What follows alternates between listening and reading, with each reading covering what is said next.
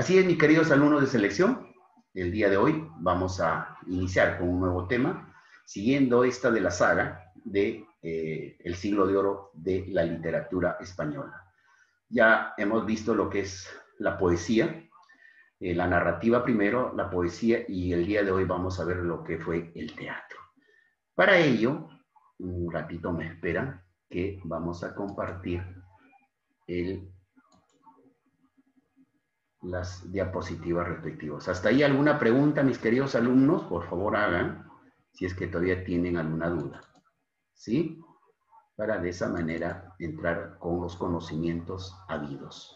Entonces ya más o menos ustedes se han dado cuenta lo que fue la línea de tiempo, ¿no? No es que estamos siguiendo la línea de tiempo, hemos quedado un stand-by en lo que fue los inicios del siglo XX, de la literatura. Bien, entonces vamos a bajar algunos documentos para poder compartir. Bien, así es. Hoy día se vota lo que es si hay vacancia o no para el presidente. En estos momentos se está haciendo uso de la palabra el abogado del presidente ante el Congreso. De acuerdo a la Constitución o al reglamento, se habla de una hora tiene para hacer. Después pasan a lo que es el debate y después de 6-7 horas de debate votarán. ¿Cuántos votos necesitan, alumnos? 83. 86 votos, muy bien. Entonces, ¿se está viendo ahí algo? ¿Nada? No. No, nada. Profe. Ya, muy bien, hijo. Entonces acá vamos a... Muy bien, vamos a...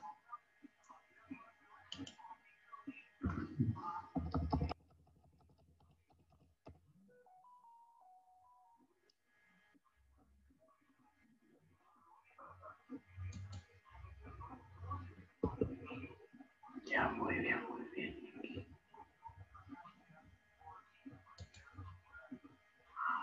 Ahora sí, estamos bien. Entonces, ¿cuántos congresistas son? Ahora sí ya deben saber.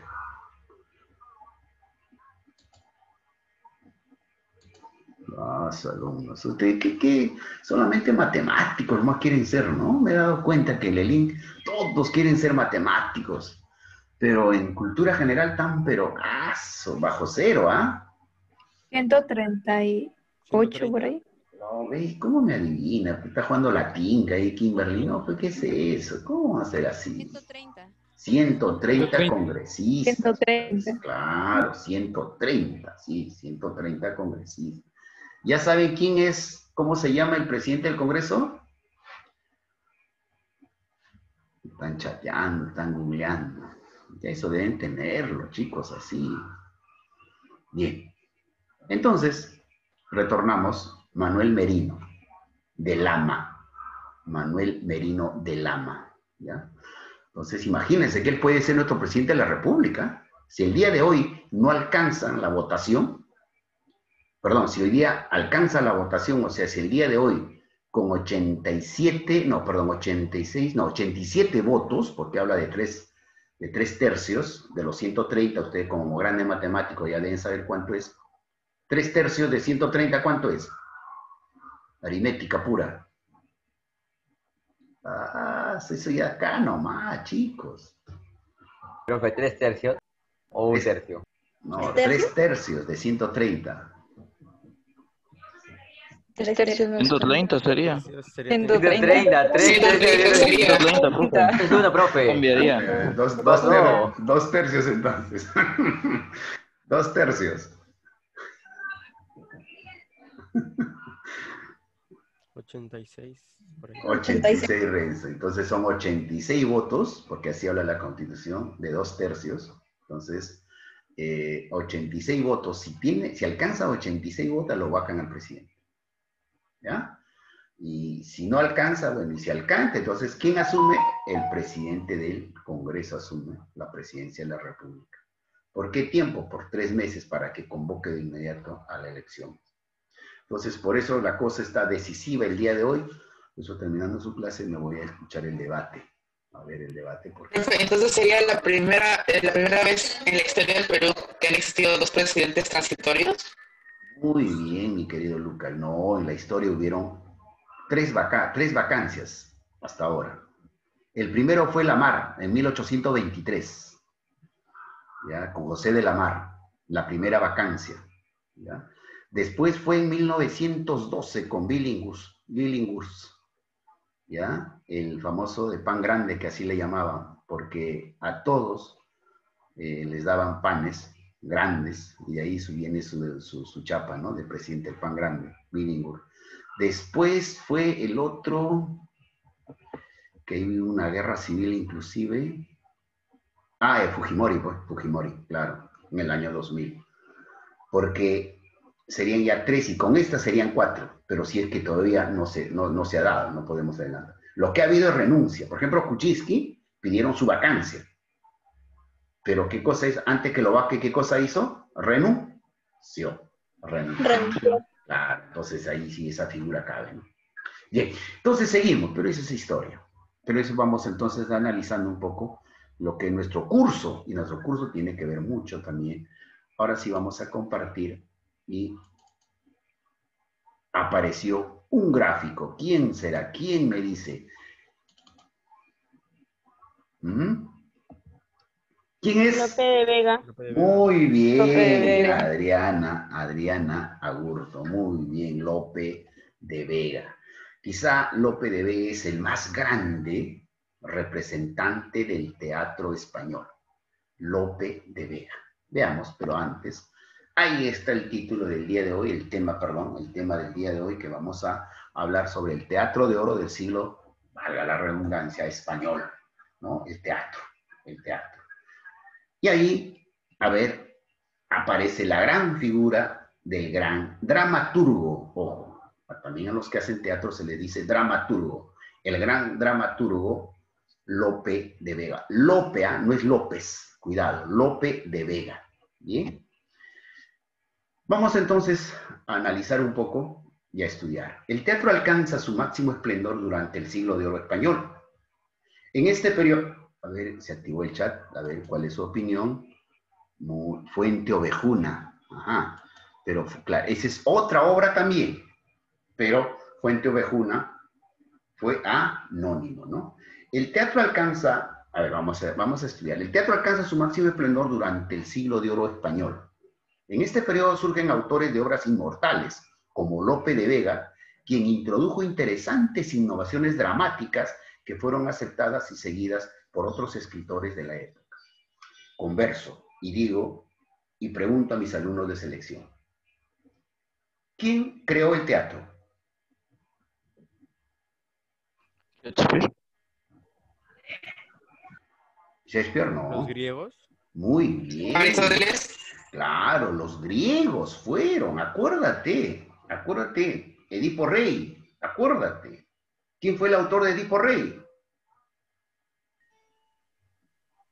Ya ves, se olvidan rápido, chicos de selección. ¿Qué país tienen que tener la punta de la lengua? Edipo Rey. Sófocles. Sófocles fue el padre, el iniciador del teatro. Por eso que el teatro ya existía, Sófocles y Cela. Bien. Entonces, sí pues, pero según pasaba el tiempo se iba mejorando. Acuérdate que el teatro hecho por los griegos era diferente, era campo abierto, no había lo que vendría a ser pues la escenografía, era presentado en vivo y nada más, pero en cambio el teatro va sufriendo modificaciones y cuando llega a lo que es el siglo de oro español, ya estamos hablando entre el siglo, como les decía hace un momento, 14-15, ¿no? Terminando 15, casi el 16 por allí, escuchen, 15-16, así, 15-16. Entonces les decía de que Lope de Vega comienza a desarrollar, le da qué cosa, interesantes innovaciones dramáticas que fueron aceptadas y seguidas por otros escritores de la época. Por eso que Lope de Vega no era un seguidor nomás así, seguía haciendo teatro, sino que tenía que innovar, innovación. Es como la música, pues, ¿no? Es como la música, ¿no? Por ejemplo, escuchamos un tema de los años 80, por decir, pero ese tema puede ser llevado en la actualidad, de repente algo innovado, algo y suena mejor, de repente mejor instrumentalizado, de repente le agregas pues sonidos propios, ¿no? Del desarrollo de la tecnología. Entonces, ¿qué cosa es eso? Innovación. Entonces, Lope de Vega lo mismo, el teatro sigue siendo lo mismo. El teatro, su objetivo principal, ¿qué cosa es? Es la presentación en público. Ese es el objetivo principal, o la característica principal del teatro. No es contado, no es narrado, no. Es representado a través de personajes para el público. Eso es la característica principal del teatro. Características entonces en la Edad de Oro. Fue Lope de Vega llamado por Cervantes, mira, nada más ni nada menos, ¿ah? O sea, si tú escuchas a Cervantes, en ese entonces era pues maestro de maestros. El monstruo de la naturaleza le puso Cervantes a Lope de Vega. El monstruo de la naturaleza, por su asombrosa capacidad creativa, quien llevó al florecimiento del teatro en el siglo de oro y estableció sus características al fijar la nueva estructura de la comedia. O sea, en la comedia le dio una nueva estructura. Acuérdate que el teatro se divide ¿en qué? ¿En qué? ¿En 3? ¿Tres? A ver, ¿cuál es? No. Épico, lírico y dramático. No, pues, no. En actos. ¿Comedia y tragedia? Muy bien, claro, Carrasco. No, Comedia y tragedia. chicos, ya, pues, man, quedarse. Ya no voy a tener pesadillas, no voy a poder descansar bien. ¿Cómo, man? Chicos, el teatro solamente tiene dos subgéneros, que viene a ser la comedia y la tragedia. Acá, en este caso, estamos hablando de quién, del gran Lope de Vega. Él estableció sus características al fijar la nueva estructura de la comedia y la creación del personaje gracioso.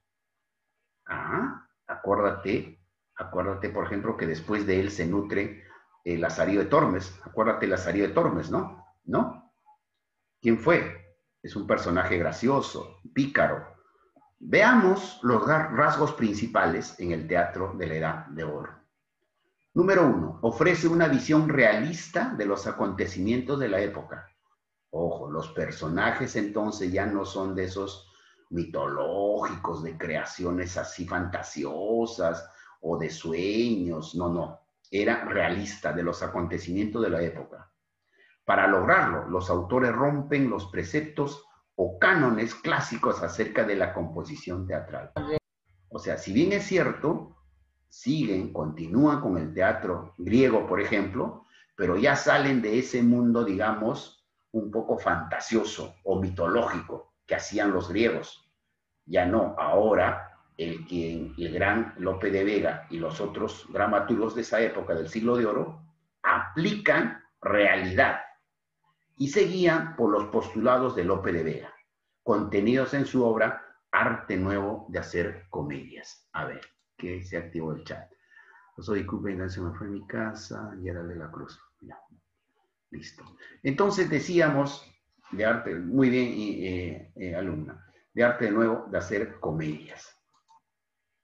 Número 2, busca dinamismo en la acción. Dinamismo.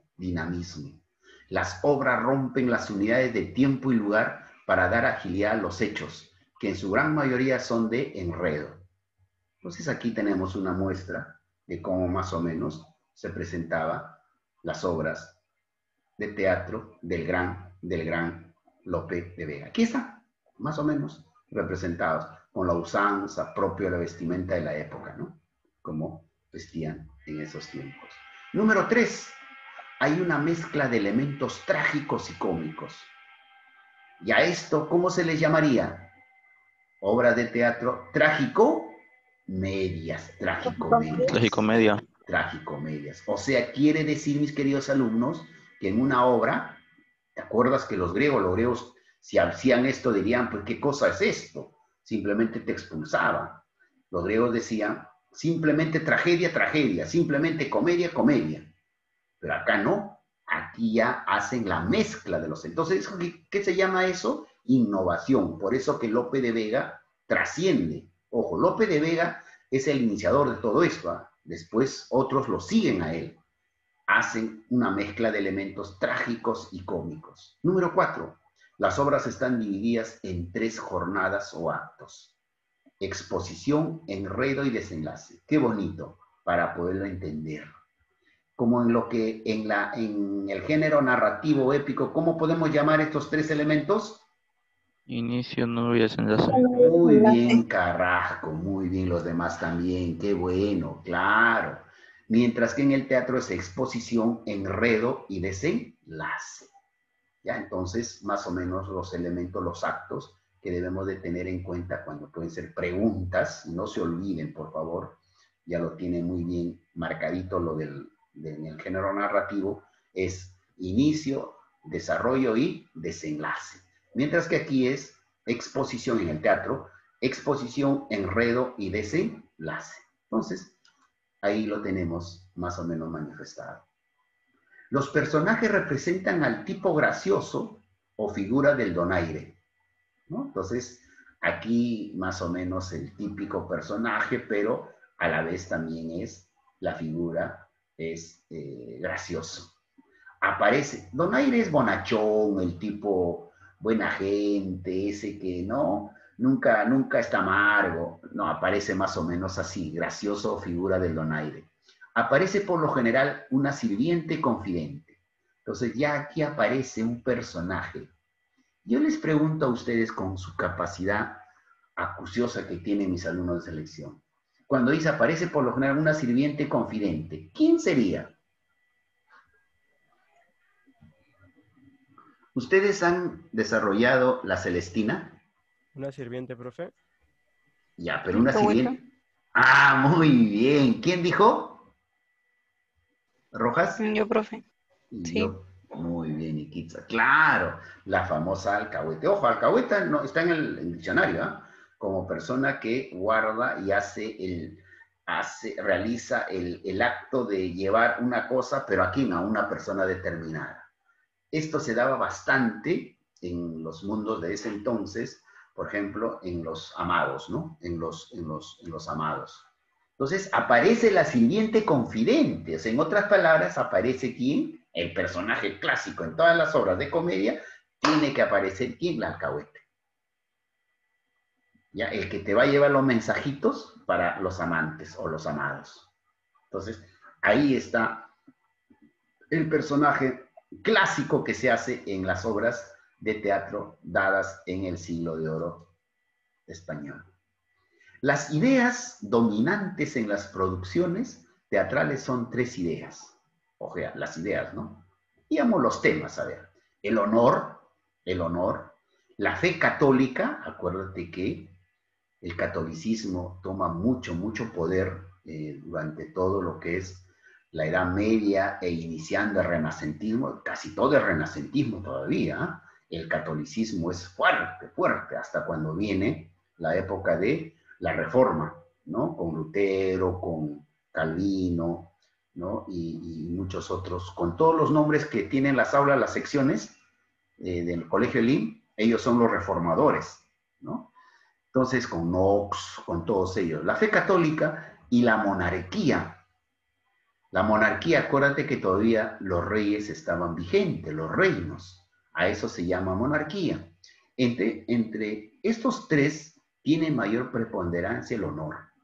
El honor era muy cuidado. Imagínense, el honor trasciende y en nuestros tiempos también. Claro, el honor ahora tú no vas a ir pues con tu espada y en el medio de la calle vas a definir y vamos a ver, juguemos nuestro honor, ¿no? Porque tú me dijiste A, B, C, D. Ahora ya no se hace esto, pero el honor sigue manteniéndose intacto para el cuidado. ¿Qué cosa ahora se hace? Por ejemplo, si te van contra tu honor. Ojo, el honor hablamos en general, ¿ah? No solamente en el honor, digamos, de la pérdida del honor en el cuanto del aspecto sexual, diríamos, sino en el honor en general. ¿Cómo se define ahora?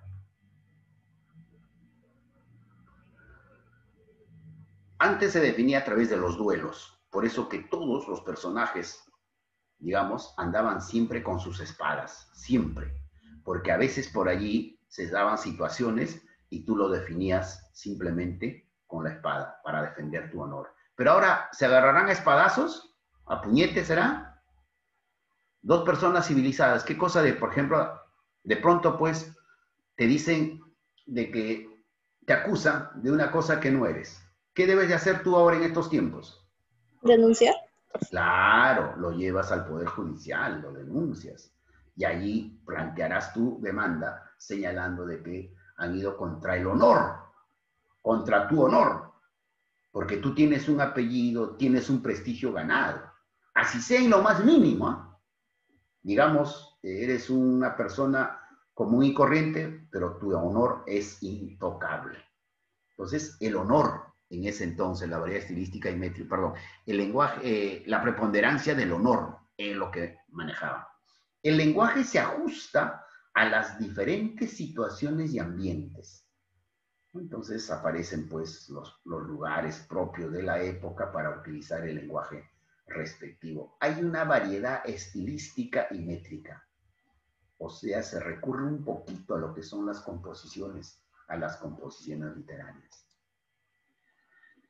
Lenguaje utilizan los personajes de esta época.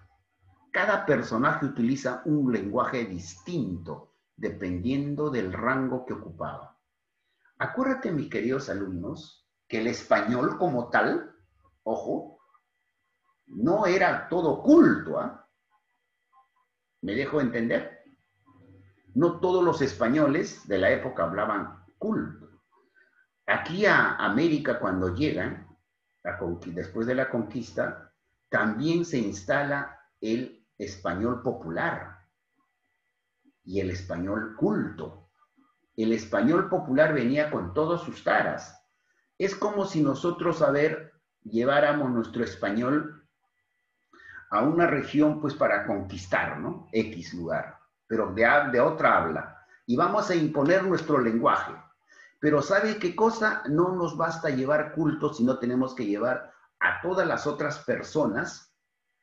¿Para qué? Para que, por ejemplo, de repente haya un encuentro, una lucha, pues ellos van a defender. ¿A quiénes van a reclutar? A la gente propiamente del pueblo, ¿verdad? Y nuestra gente del pueblo, ustedes se han dado cuenta, ¿cómo hablan el español? A ver.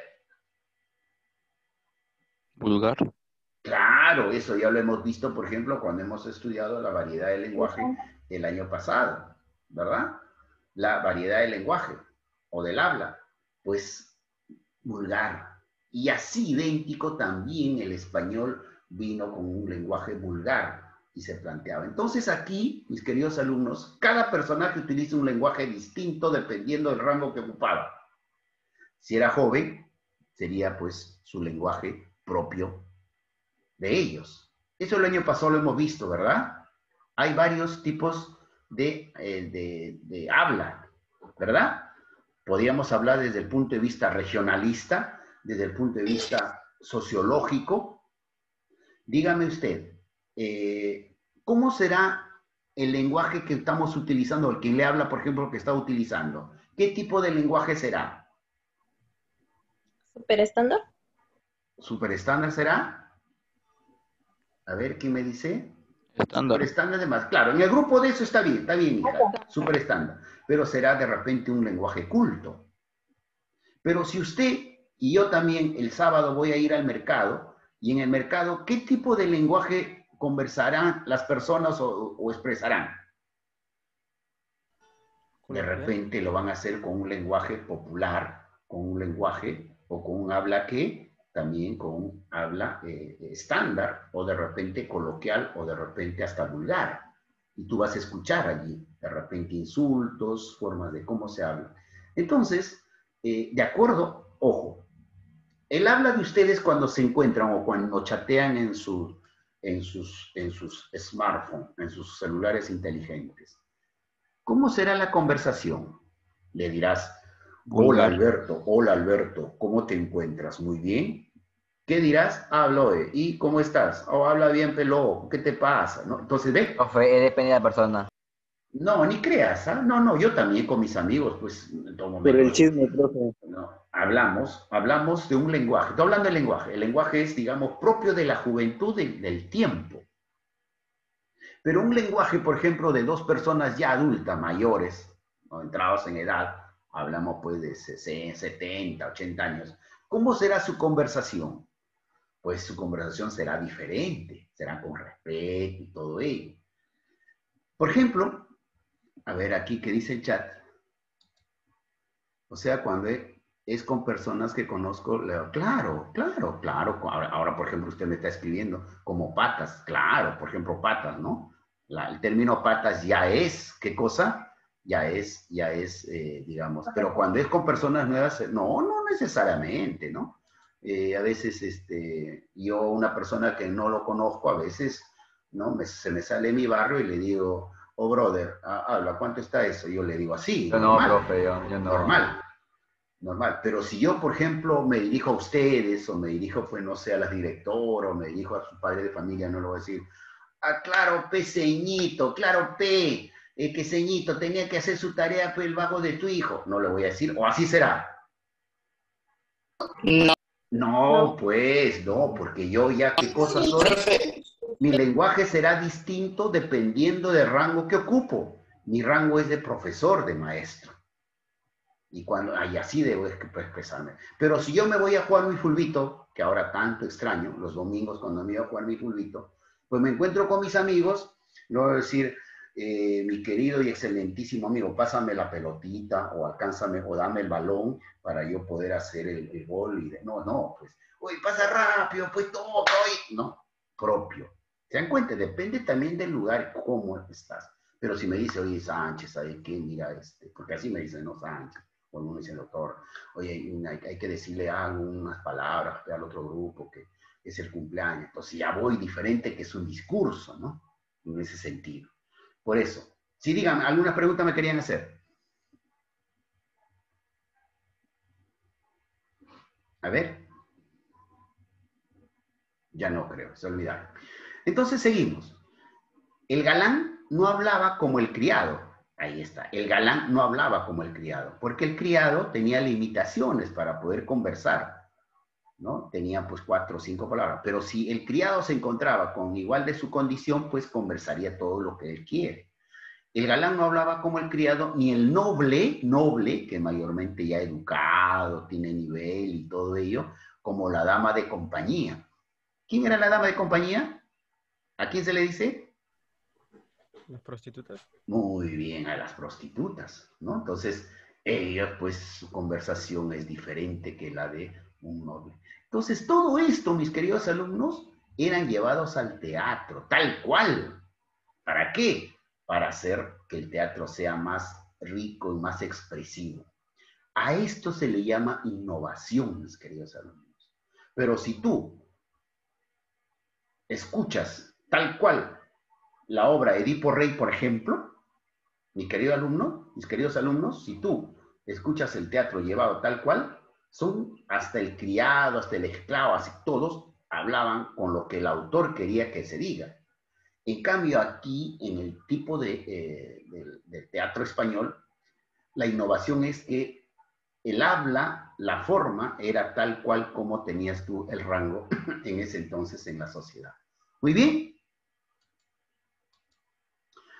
Teatro en el siglo de oro, la mezcla de lo trágico y lo cómico. Eso es lo que yo quería resaltar un poco en estos momentos, ¿no? El teatro del siglo de oro mezclaba características de lo trágico con lo cómico. Había un hecho serio, por ejemplo, una muerte, que netamente, ¿qué cosa es? Cuando aparece la muerte, ¿qué es?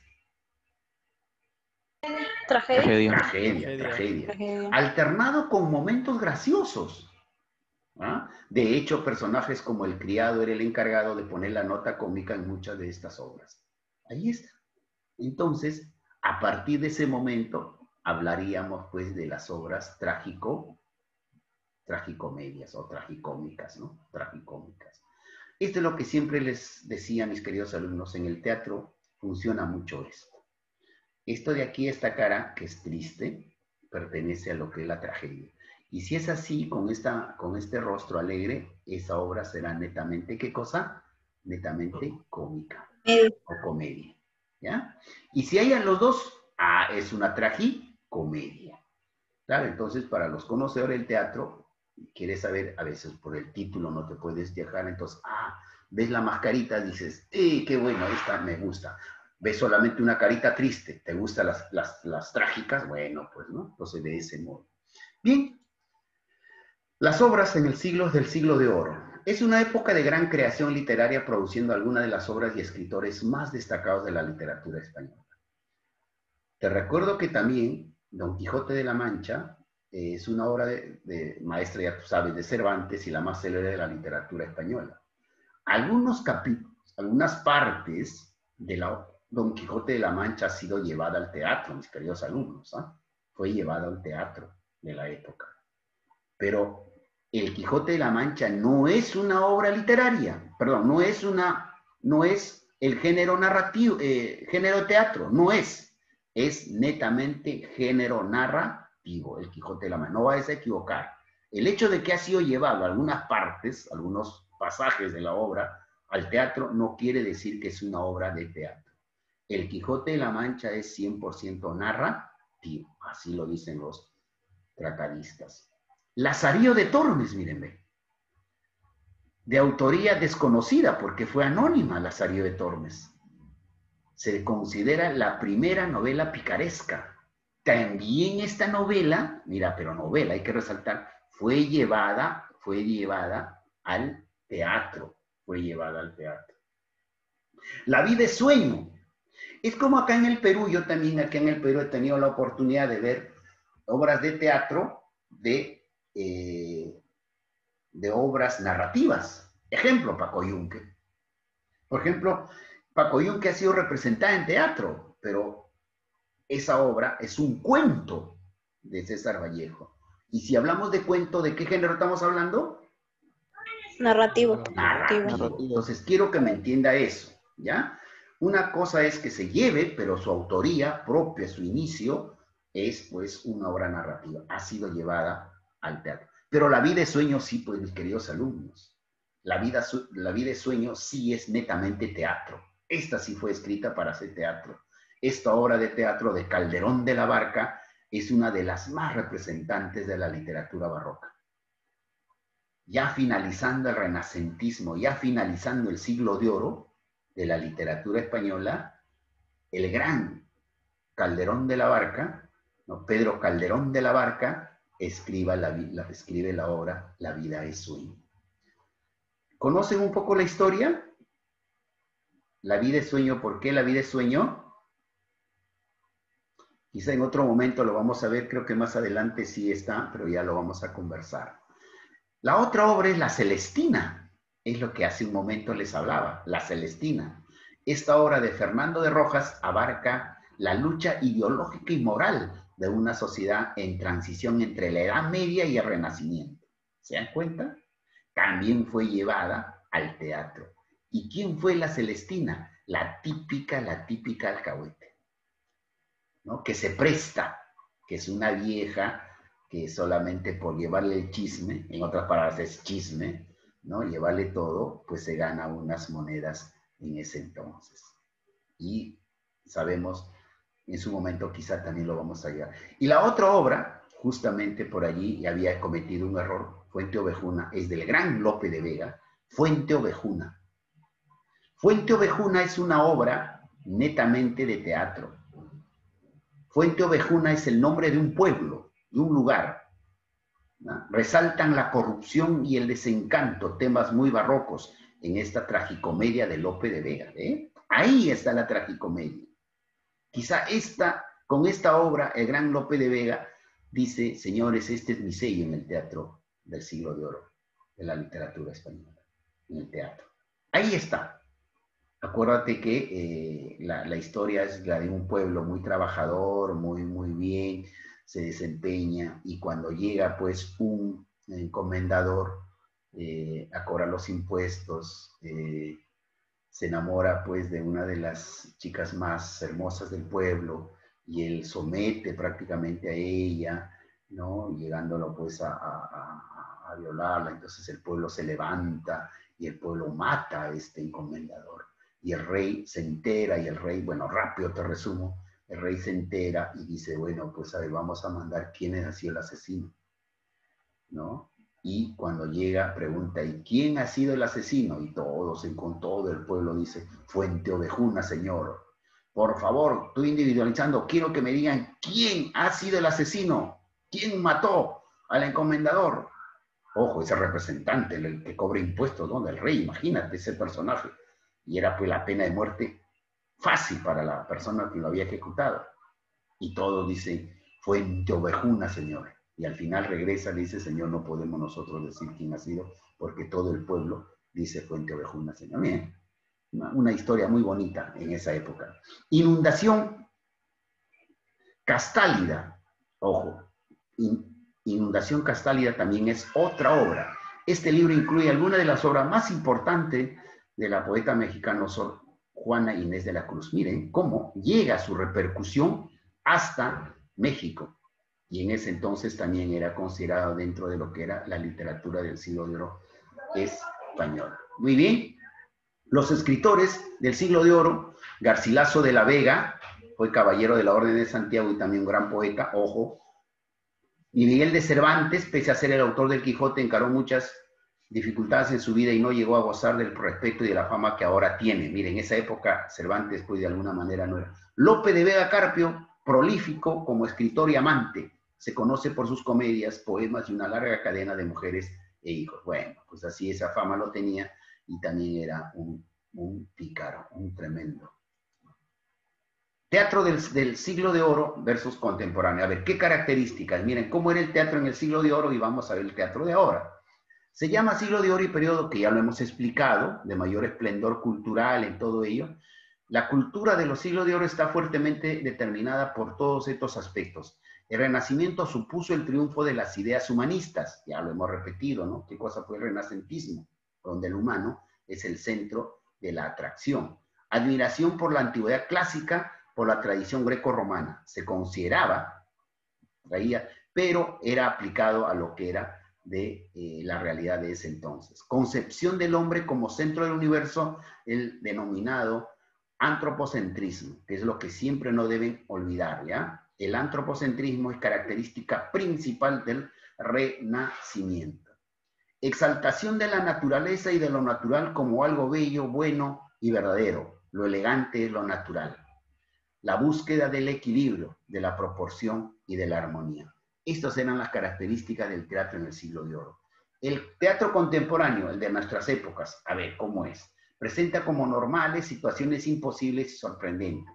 Un poco, ¿no? A veces fantasiosos, situaciones imposibles, pero también a veces reales. Su lenguaje es original. Son obras para las clases acomodadas. Profesor, ¿cómo es esto de su lenguaje es original?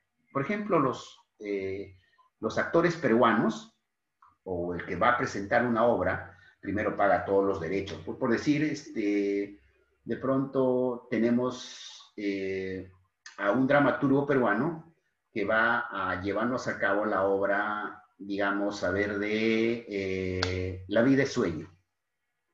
Entonces, La vida es sueño, este dramaturgo peruano, ejemplo, lo tiene que adecuar para que sea entendido a nuestro lenguaje, ¿entiende? Entonces, de esa manera es llevado. Por eso es el teatro contemporáneo, pero en esa época era presentado tal cual. Son obras para clases acomodadas. Sí, pues, sí, esto es la realidad de las cosas, ¿verdad? Por ejemplo, ¿qué pasaría si en mi Perú, no estoy menospreciando, cuidado chicos, cuidado, se pone un cine y un teatro? ¿La gente a dónde iría mayormente o en gran cantidad? Al cine. Al cine, ¿no? ¿Por qué? No es porque la gente no sabe, sino ya es el sistema, ¿no? De que a nuestro pueblo, pues nunca le hemos educado, nunca le hemos dicho de que el teatro es nivel cultural, aprendes más. Pero a veces el nivel cultural, cuando tú le conversas a una persona común y corriente, le aburre. Y dice, no, prefiere pues una película de acción donde no así, donde hay bastante violencia, sexo y todo lo demás. Por eso dice que en las situaciones actuales sigue dándose, las obras que se presentan de teatro son para clases acomodadas. Porque sí, también además por el precio. ¿Y dónde mayormente están los teatros, mis queridos alumnos, por ejemplo, en Lima?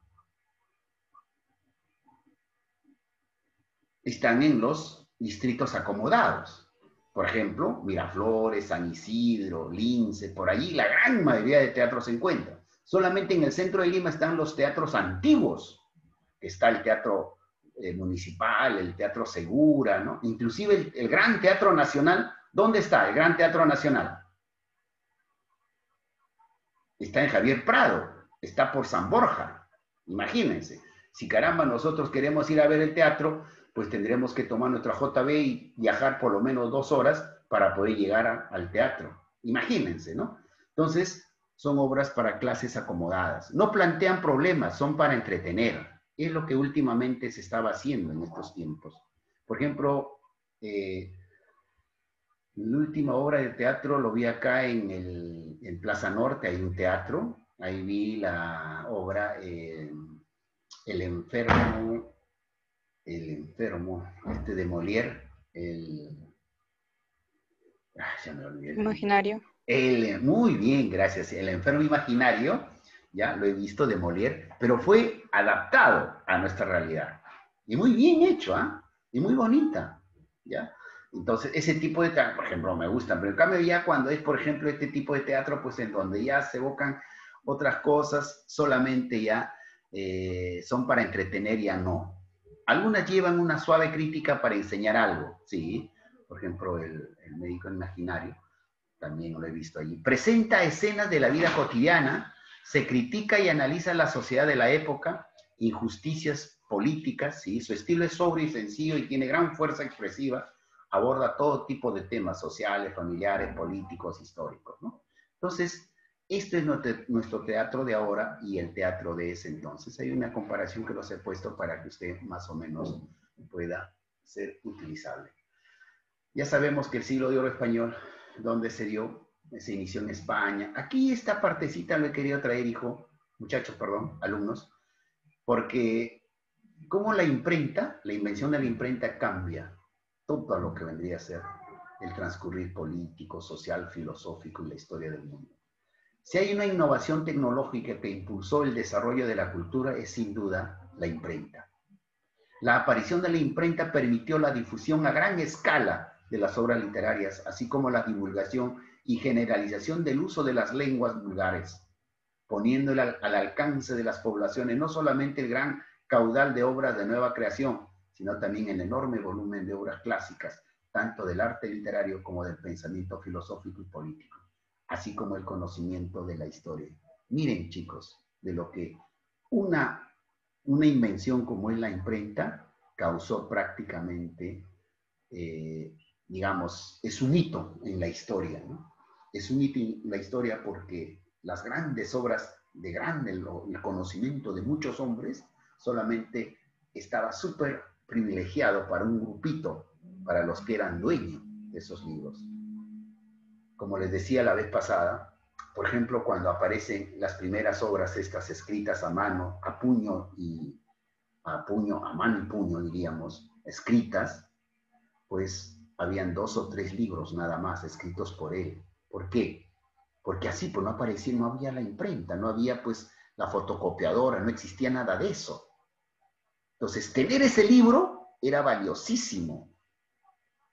Y si tú querías saber algo más de ese escritor que en ese entonces escribió, carambas, estabas limitado. Pero cuando aparece la imprenta, todas las obras se comienzan a divulgar a nivel del mundo y se alcanza, ¿no? Un conocimiento, ¿no? Un aporte inmenso, yo diría, para la humanidad. Bien. Conclusión, diremos, hemos aprendido que el teatro español del siglo de oro fue un periodo que influye hasta hoy en día con la creación de los actos y la combinación de la tragedia y la comedia. Eso sí, se hace en la actualidad. Y eso lo podemos ver en el teatro actual. Entonces, allí está el gran conocimiento del teatro español del siglo de oro. ¿Alguna pregunta, mis queridos alumnos? Ahora sí, activemos la cámara. A ver, Josué, ¿cómo estás? ¿Listo? A ver, pensativo. ¿Alguna pregunta, mis queridos alumnos? ¿Algo que decir? ¿Todo claro? Entonces, en el siglo de oro se desarrolló 3 géneros literarios. Narrativo, el lírico y el teatro. Pero aparte de ello, ojo, la otra clase, ya estamos terminando con el siglo de oro, tenemos que darle un capítulo especial a lo que fue Miguel de Cervantes Saavedra. Miren, Miguel de Cervantes Saavedra pertenece al siglo de oro, ¿ah? Pero como ustedes se habrán dado cuenta, no hay mucha importancia. ¿Por qué creen? ¿Cuándo cobra vigencia después de muerto el gran Miguel de Cervantes Saavedra? En la actualidad, pues, es, digamos, el pilar, el inicio de todo esto, lo que nosotros llamamos literatura o lengua castellana. ¿Bien?